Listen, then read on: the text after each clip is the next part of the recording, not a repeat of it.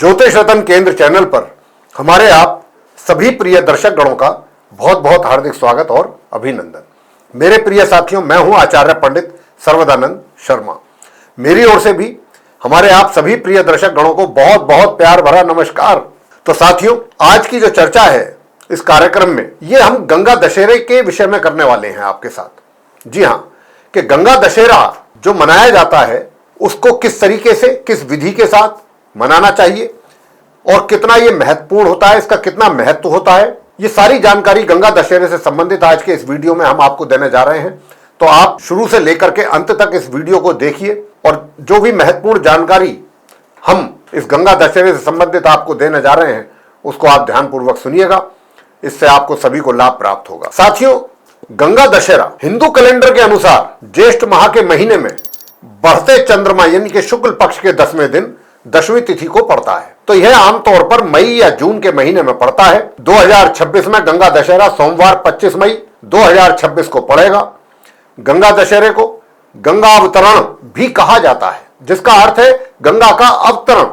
अधिकांश वर्षों में गंगा दशहरा निर्जला एकादशी से एक दिन पहले मनाया जाता है, लेकिन कभी कभी गंगा दशहरा और निर्जला एकादशी एक ही दिन पड़ते हैं। अब आपको गंगा दशहरे के विषय में बताएंगे कि आखिर इसका इतना महत्व क्यों है। तो साथियों, गंगा दशहरे का त्योहार देवी गंगा को समर्पित है और ऐसा मान्यता है कि इस दिन गंगा पृथ्वी पर अवतरित हुई थी। भागीरथ के पूर्वजों की शापित आत्माओं को मुक्त करने के अपने मिशन को पूरा करने के लिए वह अवतरित हुई। परंपरा के अनुसार पृथ्वी पर आने से पहले देवी गंगा भगवान ब्रह्मा जी के कमंडल में रहती थी। जब गंगा पृथ्वी पर अवतरित हुई तो वह स्वर्ग की पवित्रता को भी पृथ्वी पर ले आई। गंगा नदी भागीरथ की घोर तपस्या के कारण मानवता के लिए एक उपहार है, जिसके बाद से उन्हें भागीरथी के नाम से भी जाना जाता है। भागीरथ सगर वंश के वंशज थे। उन्होंने गंगा नदी के धरती पर अवतरित होने और जीवन लाने की प्रार्थना की। हालांकि यह एक विनाशकारी शक्ति निकला।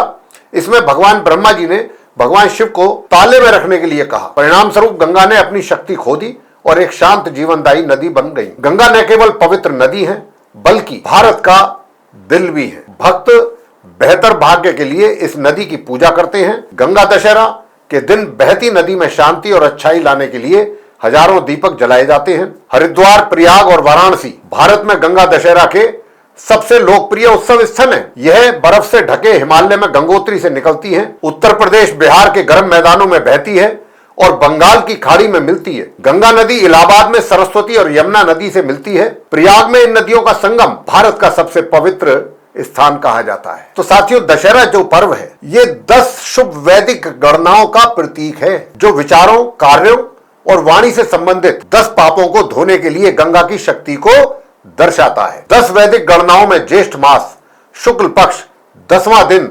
गुरुवार, हस्त नक्षत्र, सिद्ध योग, गर आनंद योग और कन्या राशि में चंद्रमा और वृष राशि में सूर्य शामिल हैं। पूजा अर्चना करने से व्यक्ति को मोक्ष की प्राप्ति होती है। कीमती सामान, नया वाहन या नई संपत्ति खरीदने के लिए दिन अनुकूल है।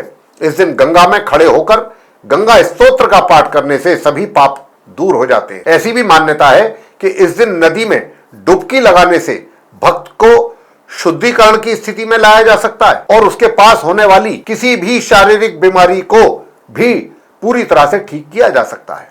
संस्कृत में अगर हम कहें तो दशा का अर्थ है 10 और हारा का अर्थ है नष्ट। तो इस प्रकार माना जाता है कि इन 10 दिनों के दौरान नदी में स्नान करने पर व्यक्ति को 10 पापों से छुटकारा मिलता है या अवैकल्पिक रूप से 10 जन्मों के पाप से भी छुटकारा मिल जाता है।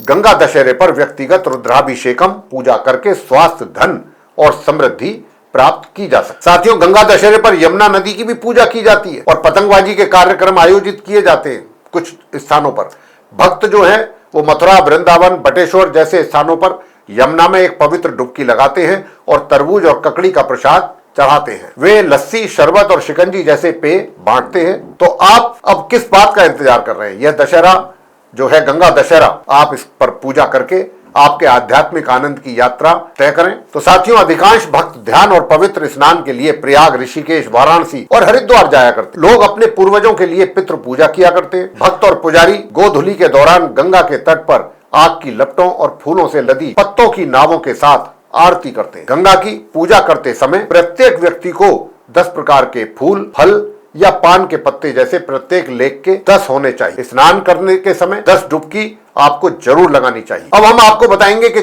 दशहरे पर क्या वो मुख्य तिथि होगी, शुभ मुहूर्त क्या रहेगा पूजा का, ये अब आपको बताने जा रहे हैं। तो देखिए, ज्येष्ठ मास की शुक्ल पक्ष की दशमी तिथि, ठीक है, दशमी तिथि आरंभ कब से होगी? 24 मई 2026 की रात्रि के 11:45 पर, और दशमी समाप्त होगी 25 मई 2026 की प्रातः 2:15 पर, यानी कि अर्धरात्रि में ही हो जाएगी समाप्त। अब आपको श्रेष्ठ पूजा के समय की जानकारी आपको हम देंगे। तो देखिए, प्रातः 5:30 से प्रातः 10:30 तक 25 मई की यह है पूजा का समय। और गंगा स्नान का सबसे शुभ काल सूर्योदय से पहले ब्रह्म मुहूर्त में अगर आप करते हैं तो इससे अच्छा और कोई शुभ समय नहीं है गंगा स्नान का। और अनुकूल ज्योति योग भी है। ज्योतिषीय योग के हिसाब से भी बात करें अगर हम, तो हस्त नक्षत्र है, चंद्रमा का आरंभ हो रहा है, मतलब ये आरंभ हो रहा है 24 मई की प्रातः 8:20 से और समाप्त होगा 25 मई की प्रातः 10:50 पर। और मान्यता क्या है कि जो चंद्रमा का हस्त नक्षत्र है, इसमें किया गया दान या फिर पूजा, उसका बहुत ही विशेष फल प्राप्त होता है भक्त को। व्यतिपात योग रहेगा। व्यतिपात योग कब से आरंभ होगा? 24 मई की प्रातः 6 बजे से, समाप्त होगा 25 मई की प्रातः 6:30 पर।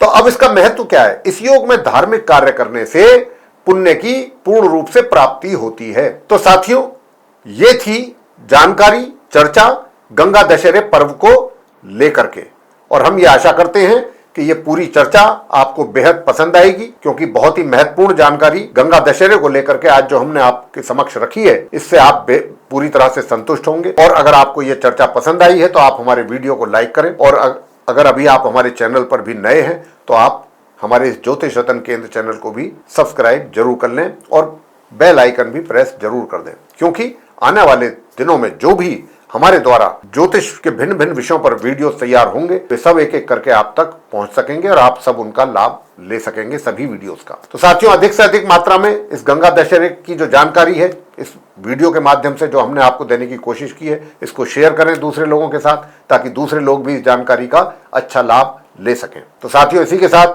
अब इस कार्यक्रम को समाप्त करते हुए अपने आप सभी जो हमारे दर्शक गण हैं उनसे इजाजत लेते हुए आप सभी का हम कहेंगे सहृदय बहुत बहुत धन्यवाद। जय माता दी।